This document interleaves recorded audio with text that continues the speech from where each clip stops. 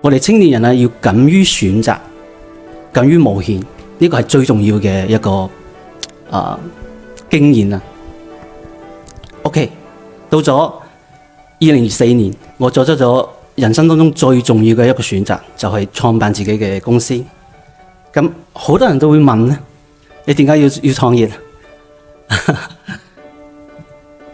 答案只係一個，因為依家我哋正喺經歷緊 AI 嘅一個非常重要嘅技術突破。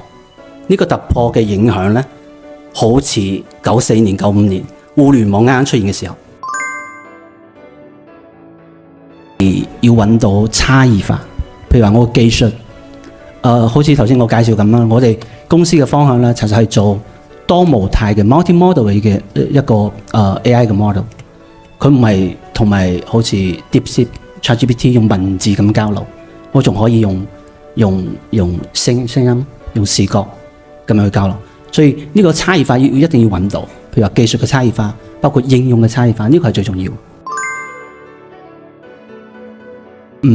基礎科學，特別數學，邊度都係一樣，一定要學過，因為AI 基本上背後嘅話就係數學，呢個係最重要嘅一個能力。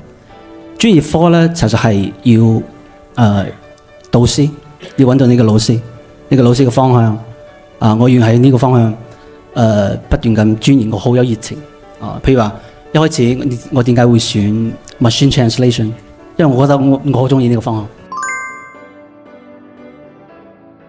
我哋要專業同埋自信，因為譬如話我哋做 AI， 我要同國際交流，無論係邊個地區嘅，我哋要做到自己非常非常專業，我非常了解 AI。譬如話依家大模型發展得咁快，每一日變化嘅，譬如話技術或者新出嚟嘅一個產品，包括好多公司，我同佢嘅交流，我嘅知識水平要同佢一樣。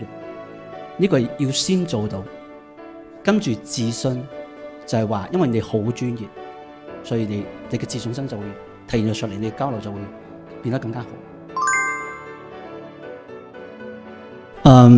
依家中國嘅 AI 水平到底係一個喺國際上邊係一個咩水平？首先 AI 嘅呢個賽道咧，淨係得兩個國家競爭嘅，一個係美國，一個係中國。